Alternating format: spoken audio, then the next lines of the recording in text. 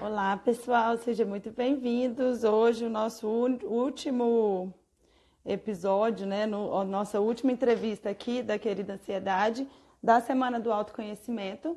Hoje nós vamos receber a psicóloga Karen Vogel.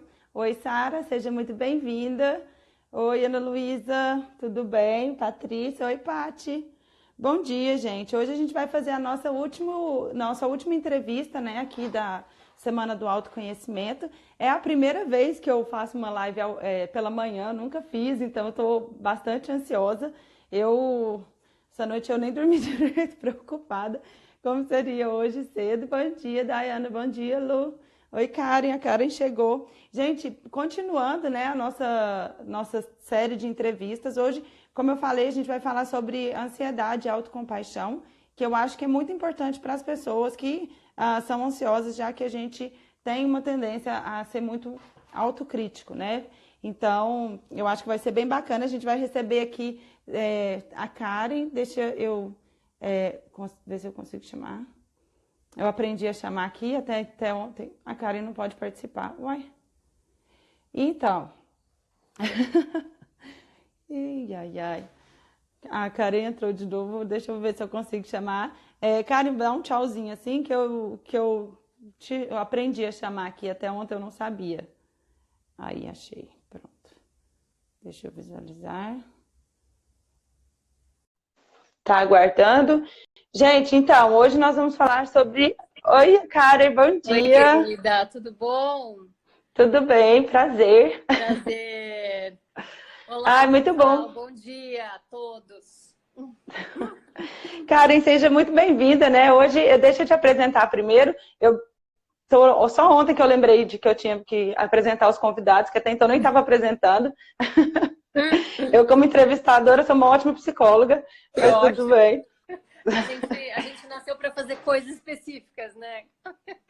Pois é, e vai desenvolvendo habilidades, né? Vai experimentando, uma hora dá certo. Com certeza. Gente, a Karen, ela é psicóloga formada pela PUC, ela é mestre em ciências pela Faculdade de Medicina da USP, é especialista em terapia comportamental, né? Fundadora do Instituto Brasileiro de Mindfulness e Compaixão e autora de 4 livros. A Fada Helena Boazinha, Quando Aprendi a Me Amar, Vigiando Pensamentos e Trabalhando Valores para uma Vida com mais significado e propósito. Você fala assim de várias áreas do nosso bem-estar, né, Karen? Sim, querida. Sim, mas a ansiedade realmente acho que é a questão do século, né? É.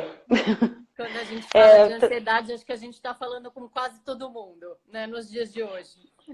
É verdade. Ano passado, eu fiquei para modelar a empresa e tudo mais. Aí, pessoal, quem que é seu público? Gente, é quase todo mundo, é todo mundo. Quem que não sofre com ansiedade no momento ou outro da vida, né? Com E certeza. não pode ser todo mundo, mas é. Com certeza, com certeza. Com Karen, certeza. e eu conheci seu trabalho, como eu te falei por e-mail, né, num podcast que você gravou, e você foi entrevistada no Demasiado Humano, né? Sim, sim, sim. A gente falou sobre ansiedade e aceitação, né, naquele momento. Uhum. E você quer que eu fale um Pô, pouquinho de ansiedade? Você vai me fazendo as perguntas, Camila? Como você quer fazer? então, eu acho que a gente pode começar falando, né? E aí, quem tiver Tá, pergunta, faz e eu vou tá, intermediando aqui, pode ser? pode ser. Então, acho que a proposta era falar um pouquinho de ansiedade, talvez começar com o conceito de ansiedade, né? No que ele... Enfim, até para todo mundo se conectar e falar, não, é isso mesmo que eu sinto, né? E de alguma forma a gente contribuir para que as pessoas consigam reconhecer isso em si, né? Essa questão em si. Depois falar um pouquinho de aceitação, porque ela é algo que a gente vê muito, eu vou falar mais rapidamente, e depois falar sobre autocompaixão, que é o tema, né, do nosso papo hoje aqui. Tudo bem Sim, assim? acho lindo. Acho Então tá lindo. ótimo. Então tá ótimo. Eu já vi que tem gente perguntando de mindfulness, enfim, então eu vou tentar colocar, pincelar todos esses assuntos no nosso encontro hoje. Então, falar um pouquinho de mindfulness, falar um pouquinho de aceitação e autocompaixão. Acho que isso fica legal. Pode ser? Eu acho que fica ótimo. Que bom. Que bom. Então, acho que começando falando a falar sobre falar sobre ansiedade, né? Então, a ansiedade, eu acho que quem sente ansiedade sabe exatamente como é essa sensação, né? Então, tem os que sentem ansiedade de forma mais aguda e outras de uma forma mais tênue, né? Para quem sofre de ansiedade de forma mais aguda são os que, em geral, lutam mais contra a ansiedade. Então, eles sentem desconforto intenso, eles sentem manifestações corporais intensas, que a gente vai falar um pouquinho de quais são, né? E tentam lutar contra isso e diminuir essa ansiedade a todo custo, obviamente, porque é uma sensação que incomoda e muitas vezes dificulta o dia a dia da pessoa, né? Seja nos aspectos profissionais, de estudo, enfim, né?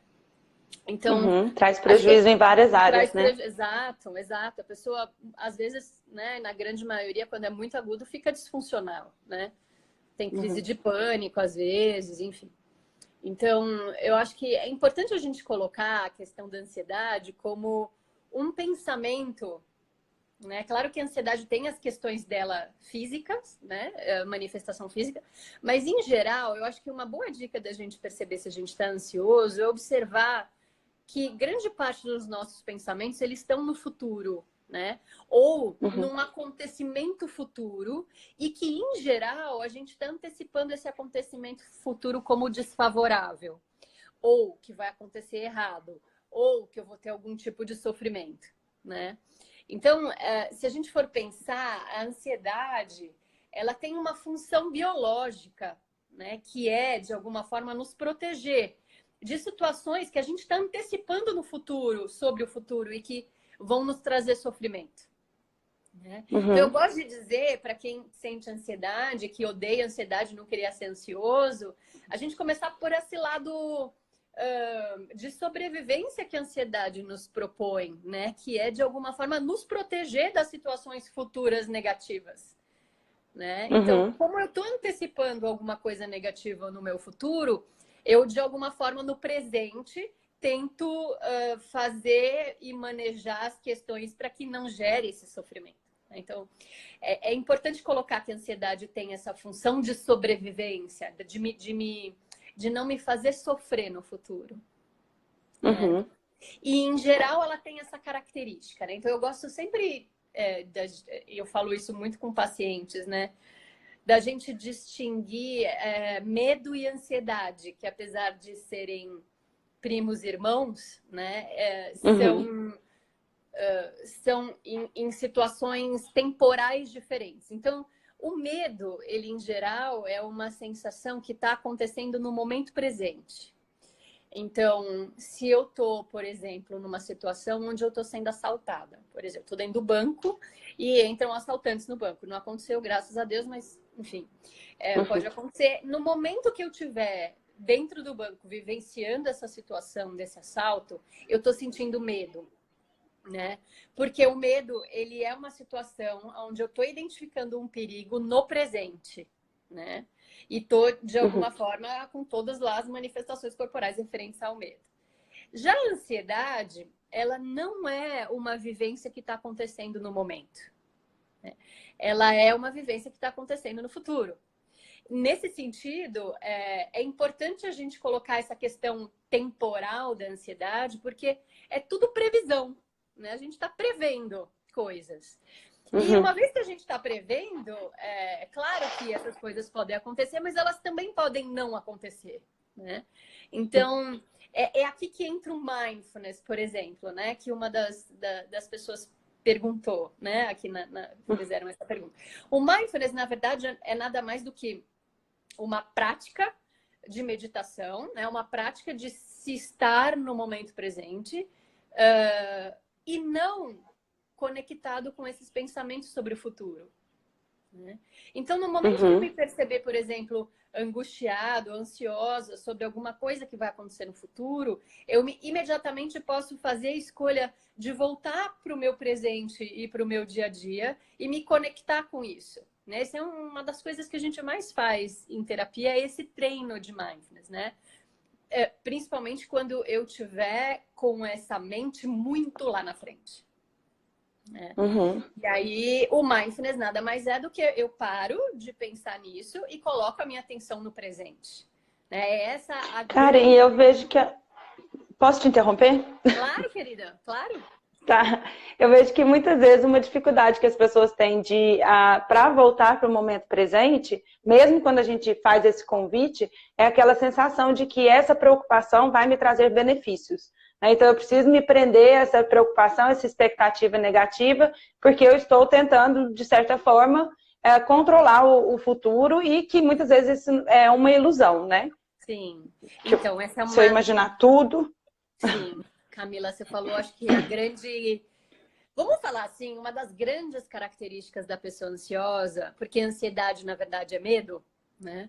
Uma das grandes características da pessoa ansiosa é o controle, né? Então, na verdade, o controle faz todo sentido, porque eu tento controlar o meu presente para que ele fique tão seguro ou tão planejado que aquela situação do futuro que eu estou antecipando não aconteça.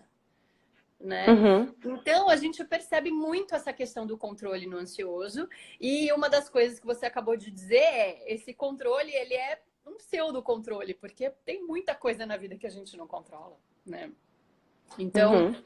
quando a gente está fazendo a prática do mindfulness, por mais que a pessoa tente voltar para o presente, pode ser que ela tenha, assim, algum tipo de resistência, porque ela fala, cara, mas se eu parar de pensar no meu futuro, pode ser, aumenta a chance disso dar errado, né? Uhum. E aí a gente passa pelo controle e fala, tá, mas necessariamente se você controlar, também não pode dar errado, né?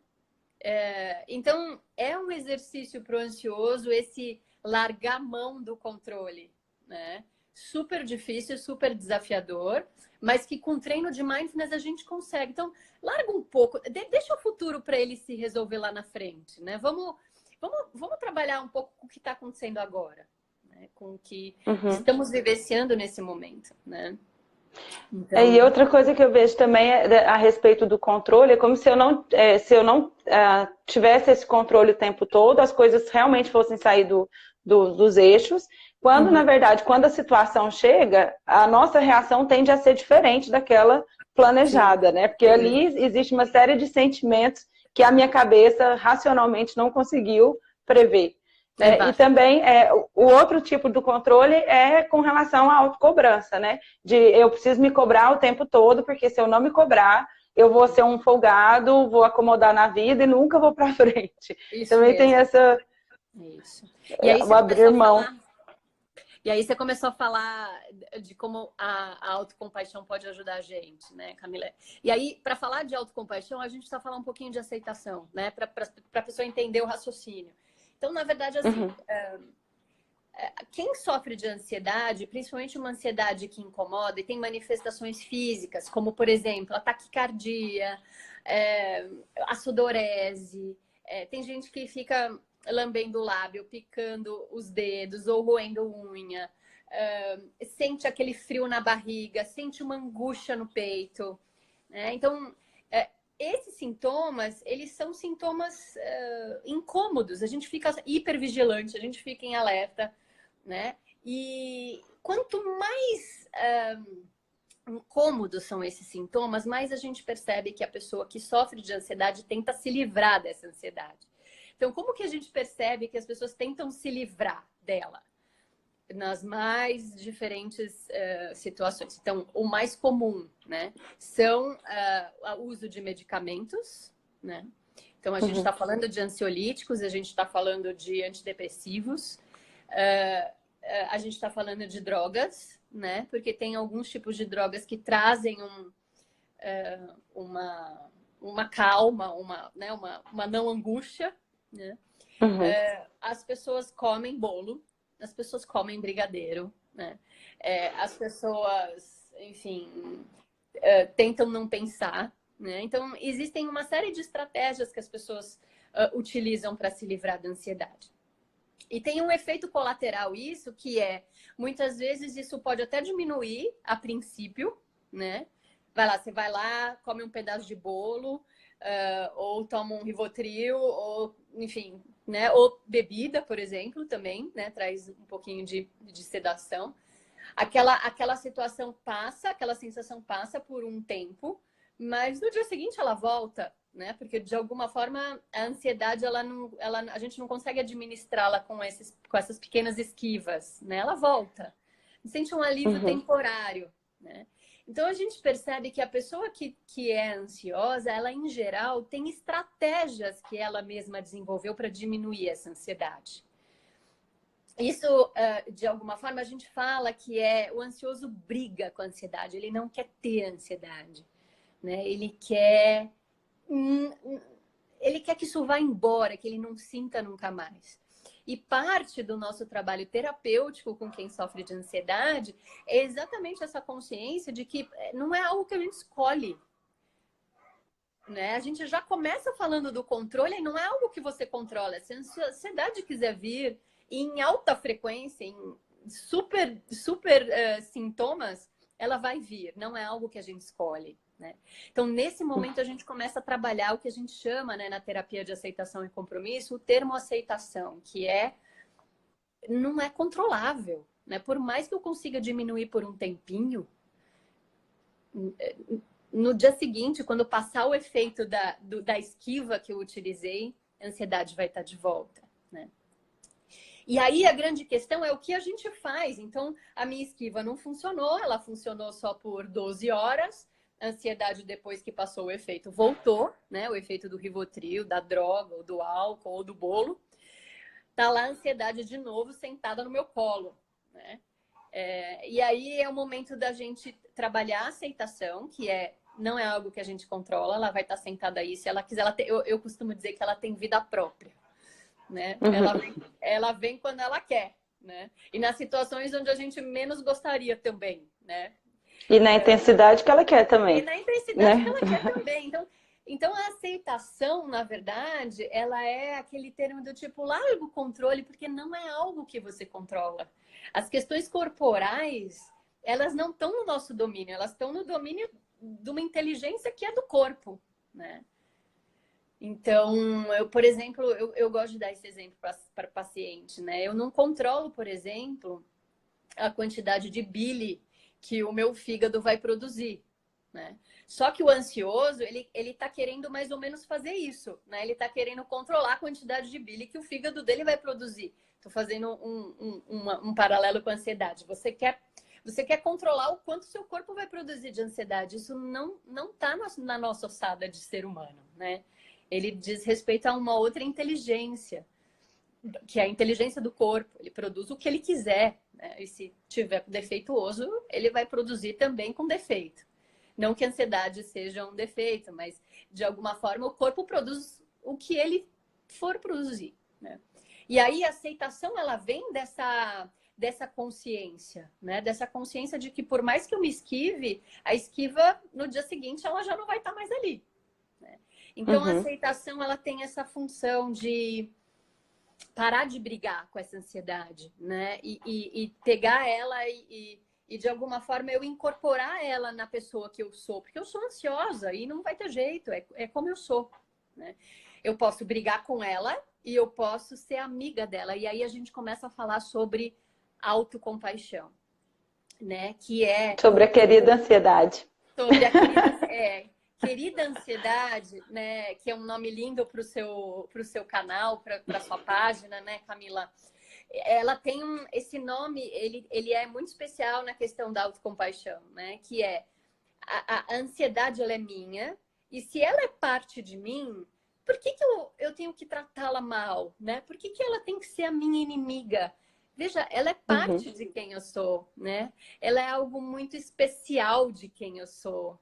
Ela é quem eu sou, né? Então, de alguma forma, a autocompaixão, ela vem como uma prática extremamente importante, que é tratar essa parte de mim com cuidado, né? Com carinho, e não brigando, e não achando que ela é uma inimiga, né? Primeiro porque é algo que eu não escolho, eu simplesmente sinto. Segundo, que se eu começar a tratar mal a minha ansiedade, se eu tratá-la como minha inimiga, eu vou estar me tratando como meu inimigo, né? Porque, na verdade, a ansiedade, ela está acontecendo dentro de mim, né? Uhum. Então, parte dessa autocompaixão é a gente acolher, se é que acolher é algo que as pessoas vão lidar muito bem com essa palavra, né? Mas, Karen, como é que eu consigo acolher um negócio que me incomoda tanto? Então, a questão é que incomoda, né? Então, quando a ansiedade te incomoda muito, a gente precisa fazer um trabalho de aceitação e de autocompaixão, porque a sua ansiedade, ela é parte de você. E quanto mais você odiá-la, quanto mais você não querer vivenciá-la, mais você vai estar querendo vai estar criando uma guerra com você mesma. Né? Então, na terapia da compaixão, a gente, de alguma forma, acolhe essa ansiedade, a gente olha para ela através das práticas de meditação, de mindfulness. Muitas vezes, ao invés de brigar, a gente faz um exercício de acolhimento, né? De colocar a mão, por exemplo, né? Na região que a gente está sentindo angústia ou ansiedade e acolher mesmo, né? A gente, essa palavra acolher, ela é difícil no sentido de que, como assim acolher um negócio que eu quero me livrar? Mas ela é uma boa palavra, né? Ela de alguma forma é um treino para quem queria se livrar da ansiedade, acolhê-la é um exercício, é algo novo, mas é exatamente por isso que a gente está aqui, né, Camila? E acho que é por isso que você criou esse projeto tão lindo, que é para, de alguma forma, instrumentalizar as pessoas para como lidar melhor com esse fenômeno, né? O que eu sempre falo é que a ansiedade, como você está falando, ela é uma parte da gente. Então, eu sou a ansiedade sou eu.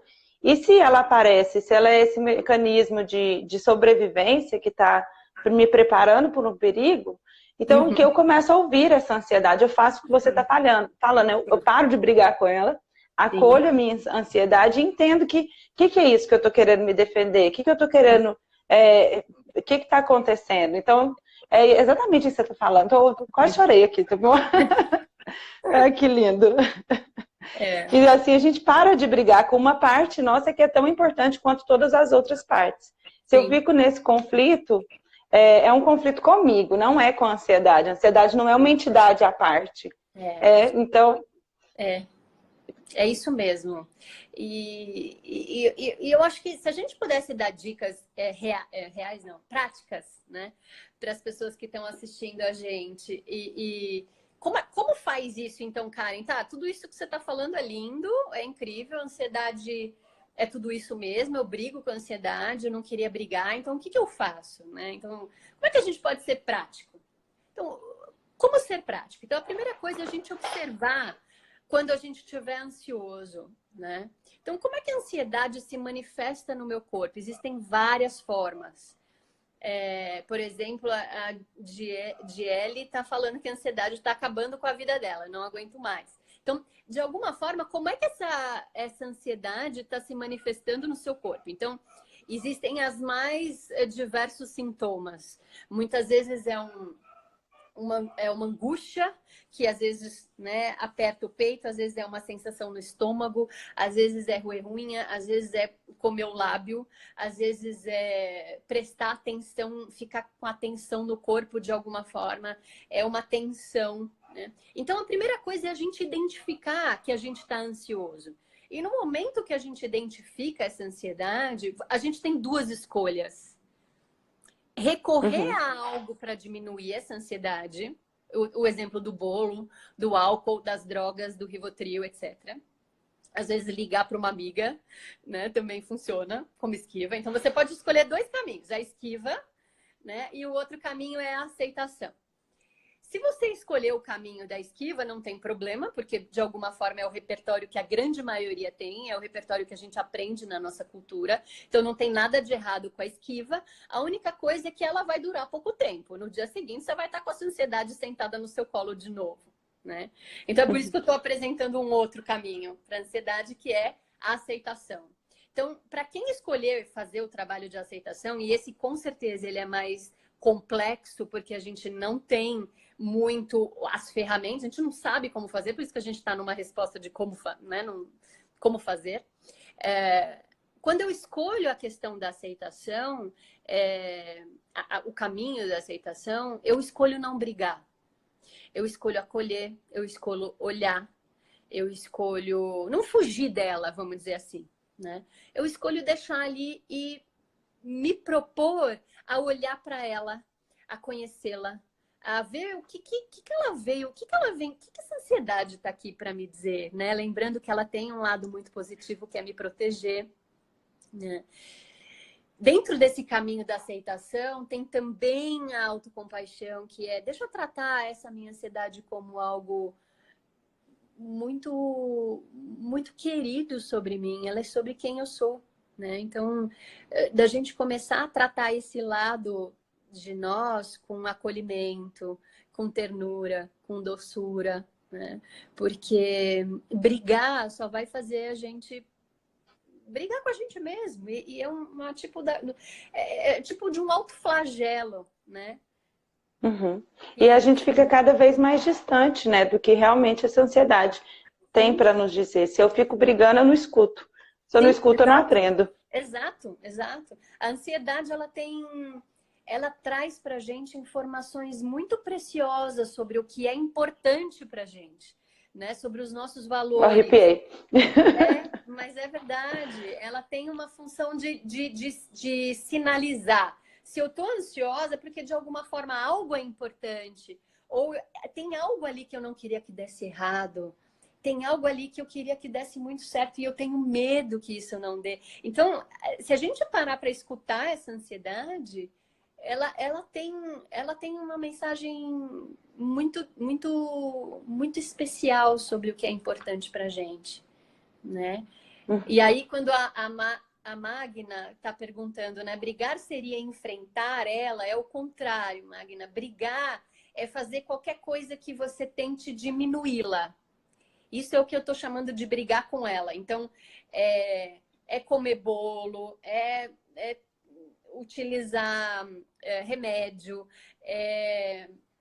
drogas, bebida alcoólica, porque, de fato, tudo isso que eu acabei de te dizer diminui a ansiedade. Então, brigar é quando eu ainda estou querendo que a ansiedade diminua, né? E enfrentá-la tá mais na linha da aceitação, que é não fugir dela. Enfrentar é olhá-la de frente e, de alguma forma, entender que ela é parte de mim, que ela está querendo dizer algo importante para mim sobre o que é valor na minha vida. E, mais do que isso, ela está me ensinando a me amar. Porque quando eu aceito e acolho, ela entendeu. Quando eu aceito e acolho, de alguma forma, eu estou me amando, né? Eu estou acolhendo essas questões que me incomodam sobre mim mesmo e tô abraçando e estou sendo gentil. Tá? Uhum. A Socorro está falando da ansiedade. A questão é a ansiedade generalizada, aquela que vem com sintomas físicos e não a ansiedade romantizada. Eu não sei o que seria a ansiedade romantizada, né? Assim, mas toda ansiedade ela vem com sintomas físicos, em menor ou maior grau.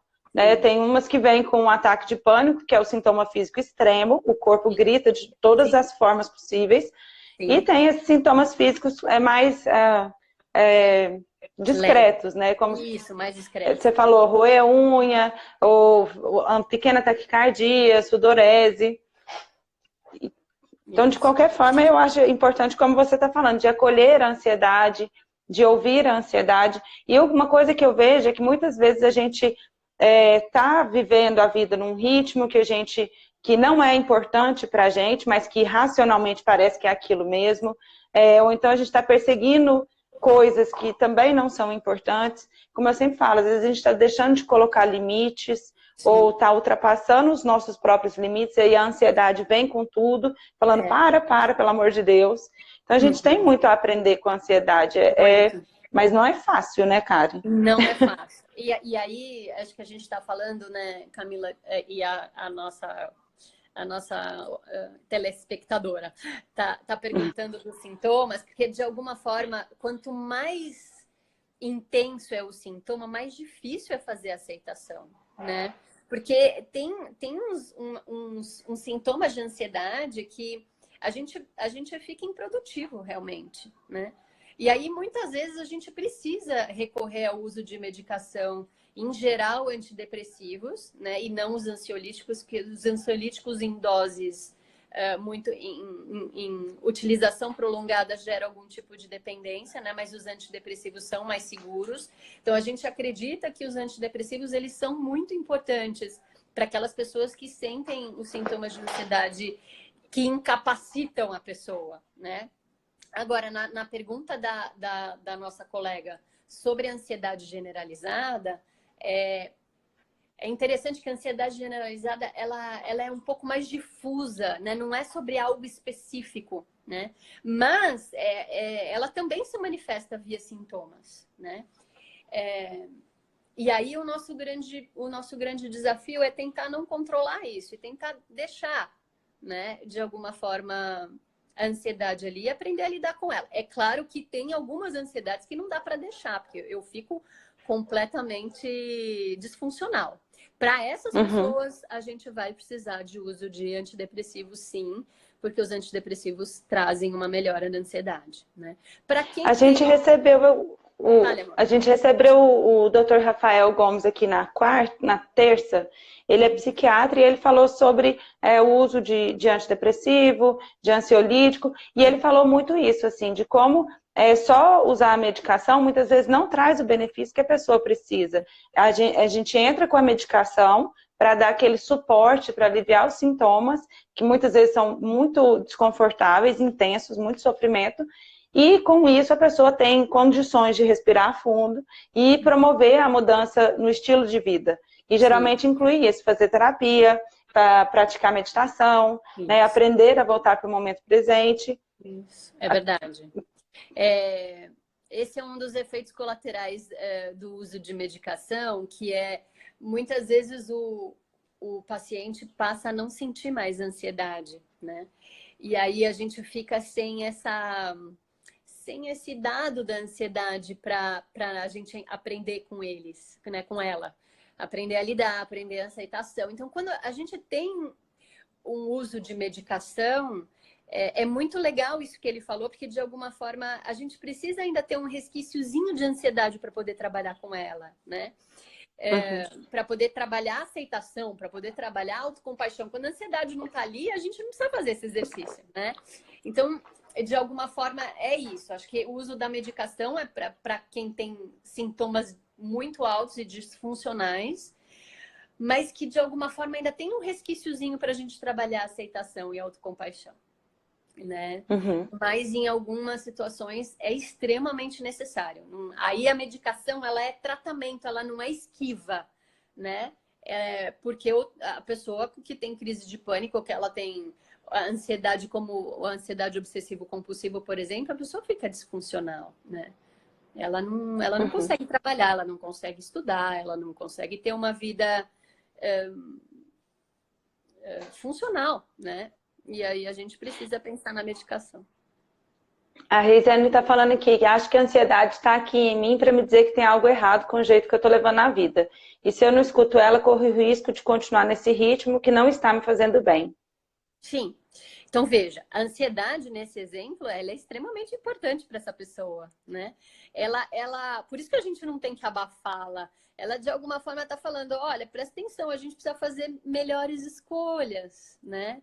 E aí, se essa ansiedade não tivesse aí, a pessoa ia estar se afundando, né? Em algumas práticas que não seriam boas para ela. Então, é interessante essa fala para a gente começar a perceber que a ansiedade ela tem um lado importante, ela tem um lado de sobrevivência. Acho que essa é a parte mais importante da gente falar. Sem ansiedade,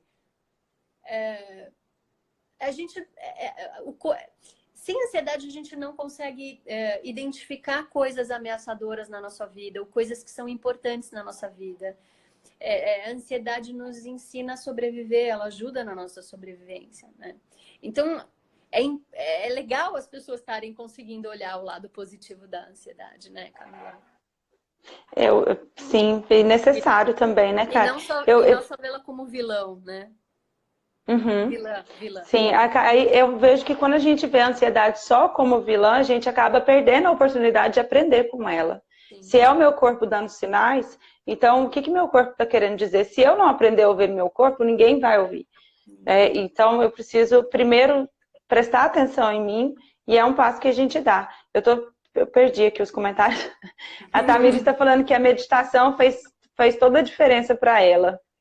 Sim, porque Eu acho. a meditação, ela faz com que a gente fique no presente, né?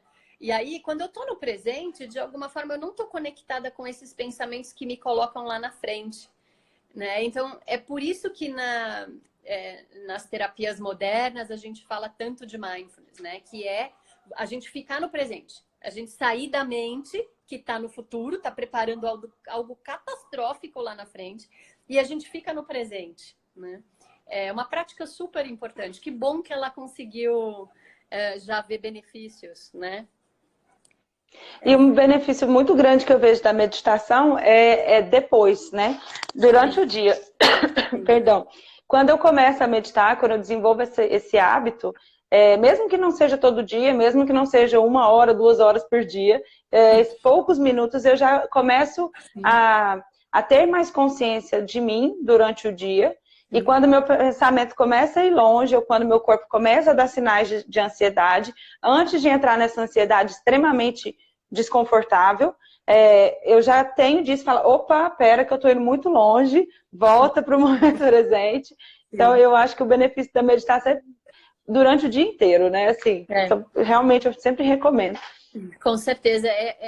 Eu costumo dizer que a meditação é a gente ensinar o cérebro a se condicionar para sair do pensamento, né? O pensamento ele está sempre ou no passado ou no futuro. Para quem é mais deprê, né? Mas quem tem um humor mais deprimido é mais no passado, de arrependimento, de tristeza, de culpa. E quem é ansioso é em geral no futuro, né? Então, Uhum. quando a gente pratica meditação, a gente está treinando o cérebro a se condicionar a sair desse conteúdo mental que deixa a gente louco, né? Se a gente deixar. Uhum. E aí a gente perde foco onde realmente a gente pode fazer alguma coisa, que é Sim, aqui e agora. sim. Né? E a Bi está perguntando, né, da atividade física e terapia, se pode substituir os medicamentos.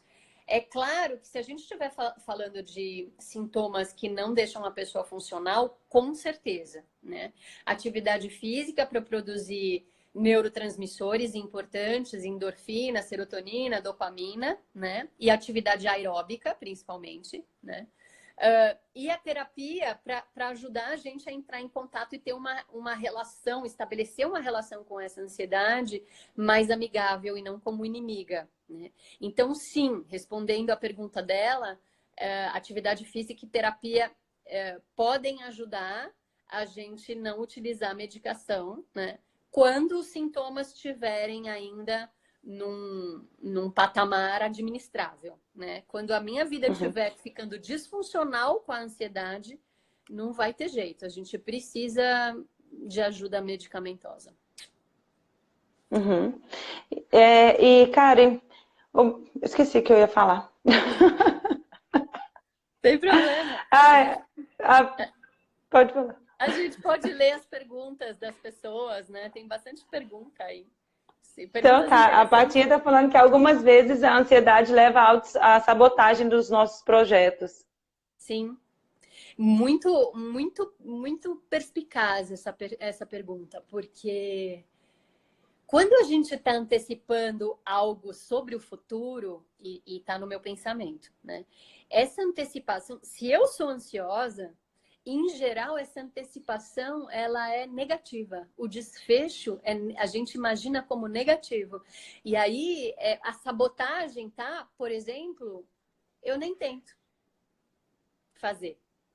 Né? Então, se eu estou Uhum. antecipando que um projeto que eu tive uma ideia aqui vai dar errado, eu nem tento. Né? Então, tá aí a sabotagem. E é algo para a gente cuidar com muito carinho, realmente. Porque um pensamento ansioso nos sabota horrores. Né? Uhum. E Então, por muitas vezes exemplo, também eu, de certa forma, procuro indícios, como você está falando, de que vai dar errado, ou eu tenho certos comportamentos que inconscientemente ali me direciona para dar errado, para confirmar a minha crença de que eu não sou boa o suficiente. Eu sabia que não ia dar certo. É isso.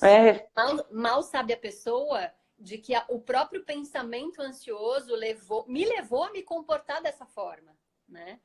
Uhum. E aí, provavelmente, se eu tenho um projeto, eu nem tento, eu nem faço, ou eu faço pela metade. E aí reafirma essa crença do ansioso que vai tudo dar errado, né?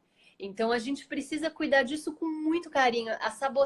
O ansioso se sabota. E, na verdade, quem sabota o ansioso é o pensamento que o desfecho vai ser negativo. Então, eu nem tento, ou eu tento pela metade, ou eu nem vou falar com a pessoa, né? Ou eu fico...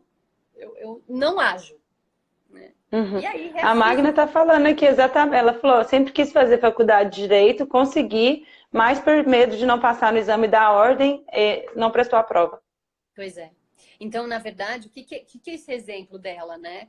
Ela já está antecipando, antes de fazer o exame da ordem, que ela não vai passar. E aí, a grande dica para ela é tentar fazer a prova e pode ser que ela passe. Então, a ansiedade dela está falando assim, eu não vou passar. A ansiedade está falando para ela, não tente, porque você vai falhar e vai ser vergonhoso. E o que a gente está mostrando para ela é que se ela não tentar, ela vai ter realmente isso que ela está antecipando, que é eu falhei. Né? Então, para ela viver uma situação de sucesso, ela precisa deixar esse pensamento ansioso, porque ele está no futuro, e negativo, porque ele está antecipando um desfecho negativo, e tentar e fazer a prova, porque pode ser que ela passe. Mas a ansiedade, o pensamento ansioso dela nem faz ela tentar. Né?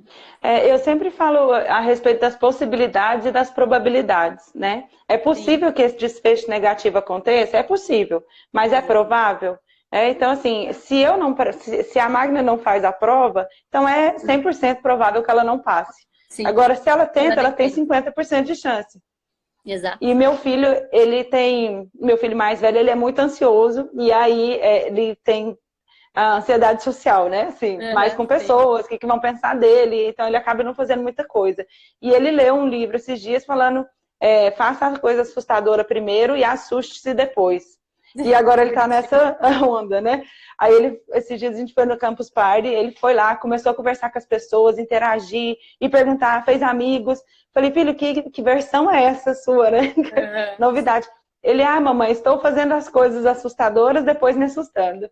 E tem dado certo, né? Então, a grande tarefa do ansioso é começar a praticar as coisas, começar a enfrentar esse medo e deixar para se assustar depois. Experimenta, né? Sim. O que vai dar errado, sua cabeça já previu, mas vai que dá certo. O pensamento ansioso, ele bloqueia a ação. Ele bloqueia, a gente não age, né? Então, o que o seu filho está fazendo, muito lindinho, ele está falando, deixa eu deixar meu pensamento de lado e ir, porque eu vou gostar, né? E ele gostou realmente. E é isso, né? Vamos deixar de lado. A Patinha falou aqui, eu tenho feito exercícios mentais para não me sabotar, colocando metas mais fáceis e conforme eu as atinjo, aumenta um pouco. E assim a autocobrança diminui. Maravilhoso, é isso mesmo, Patinho. O que importa é a gente não deixar de agir, né? Porque a ansiedade, ela mexe nisso, ela nos congela a ação. Ela antecipa que algo ruim vai acontecer e a gente nem tenta, né? Então, o que ela está falando é, eu coloco uma meta pequena e ajo. Então, se a pessoa está agindo, ela está enfrentando o pensamento ansioso que está falando para ela não fazer. Ou para ela evitar. Tá maravilhoso isso mesmo. Karen, falta 15 minutos. Vamos falar sobre autocompaixão? Vamos. Vamos falar mais de autocompaixão, que é um desafio, né? É um desafio. Eu acho que a grande questão da autocompaixão é a autocrítica, né? Na verdade, já que a gente está falando de sabotadores, a gente está falando de autocrítica, né? No caso da autocompaixão. Então, quando a gente é ansioso, em geral, a gente critica muito a ansiedade, a gente se critica por ser ansioso. Em geral, a pessoa que é muito ansiosa, ela é muito autocrítica, né? Ela está sempre... a gente tem uma questão com perfeccionismo, o ansioso tem uma questão com não errar, com fazer tudo direitinho. E de uma certa forma... a gente fica muito crítico com a gente mesmo, a gente fica crítico com os nossos sintomas, a gente... Enfim, é uma briga. Quem é ansioso é uma pessoa que briga o tempo inteiro consigo e com as suas características, né? Então, Nunca está satisfeito, né? nunca está satisfeito. Então, o trabalho da autocompaixão para quem sofre com ansiedade é tão importante, porque, de alguma forma, a gente ensina a pessoa, ou ela desenvolve a habilidade de que ela não precisa ser tão crítica com ela. Primeiro porque ela não escolhe se ela é ansiosa ou não, né? Então, eu não preciso brigar com isso porque não é algo que eu escolho. Se eu escolhesse, eu não ia ter ansiedade, né? Então, é um tipo de briga que ela é pouco produtiva, né? Então, trabalhar com autocompaixão, na verdade, é prestar atenção nesse conteúdo de pensamento que a gente está chamando de conteúdo crítico, de conteúdo de briga, de conteúdo de se pôr para baixo, enfim, de se inferiorizar, né?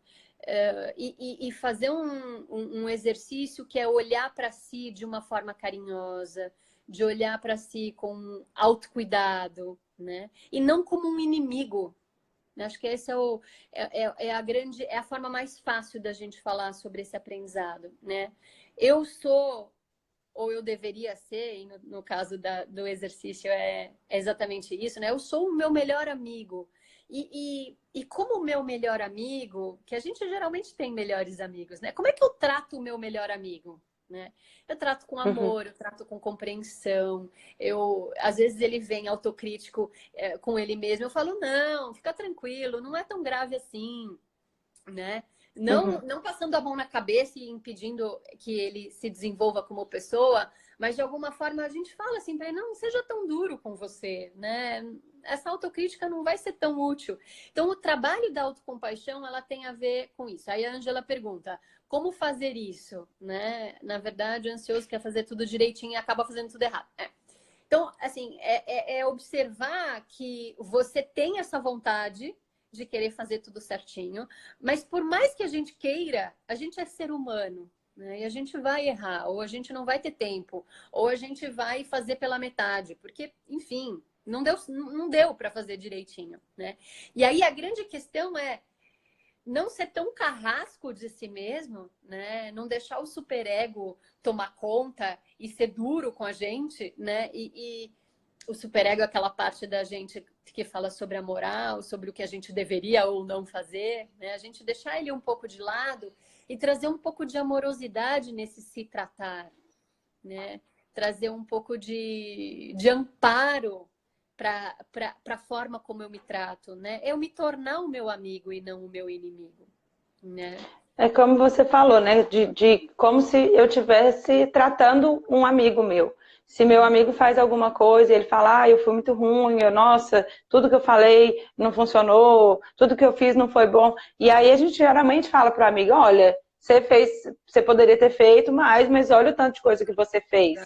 Ou então você, realmente, esse aqui você não fez, mas esse outro ficou legal. Então vamos, na próxima você vai fazer melhor, a gente incentiva, a gente mostra o lado positivo e também fala, realmente, não que seja perfeito. Eu acho que muitas vezes as pessoas confundem esse conversar consigo de uma forma mais amorosa com passar a mão na cabeça e eu vou, se eu falar para me permitir errar, eu vou assumir que eu sou um fracasso e nunca vou crescer. E não é isso, né? Não é só ficar falando, você é fantástico, arrasa, e também, né? Mas falar assim, olha, poderia ser melhor, poderia, mas foi ótimo já. Exato. Eu acho que a melhor forma da gente expressar isso seria, eu errei, eu sou humano, me acolho por ter errado, e mesmo assim ajo para tentar melhorar as minhas ações no futuro, né? Então, de alguma forma, a autocompaixão, ela é equivocada quando a pessoa acha que é passar a mão na cabeça e é ao contrário, né? A gente ser o nosso maior incentivador, né? O nosso grande coach, né? O nosso é como se a gente estivesse ensinando para o nosso próprio pensar a ser o nosso coach positivo, vamos dizer assim, né? Alguém que nos incentiva e não alguém que nos põe para baixo, né? Uhum. Até porque para pôr para baixo já não está faltando, né? Exato. E parar para observar como a gente se trata, né? Quando a gente faz treinos de autocompaixão, a primeira coisa que a gente faz é reconhecer como a gente se trata. E muitas vezes é um choque a gente perceber como a gente se trata, como a gente é inimigo da gente mesmo, né? Que nem a Ângela está falando aqui. Ela tem muita dificuldade em lidar com ela mesma. Então, porque de alguma forma a gente olha para essas nossas características e se critica, né? Só que se a gente pudesse controlar, a gente seria diferente, né? Então, o nosso grande desafio é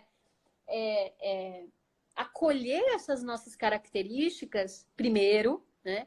E ser um grande incentivador de si mesmo para melhoras comportamentais e de ações, né? Se a gente se põe para baixo e é autocrítico, a gente não se incentiva em novas ações. Cara, e uma coisa que eu vejo é que quando a gente começa a prestar atenção em como a gente conversa com a gente, geralmente é uma voz positiva, autoritária, extremamente crítica, pouco reforçadora, né? E aí eu sempre falo pra gente tentar construir novas vozes. Você quer ficar com essa autoritária, mandona e crítica? Fica com ela, mas que tal experimentar uma voz mais acolhedora? Eu sempre não, né? Às vezes quando eu faço alguma besteira e eu me pego brigando comigo mesma, aí eu falo comigo como se eu fosse uma criancinha, né? Ah, mas é muito burrinha essa menina, né?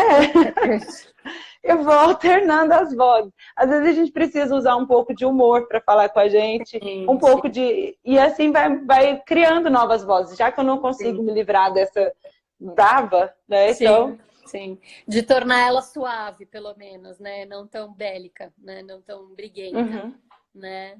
A gente poder ser mais carinhoso com essa burrinha que eu tô identificando em mim mesma, né? E tudo bem, né?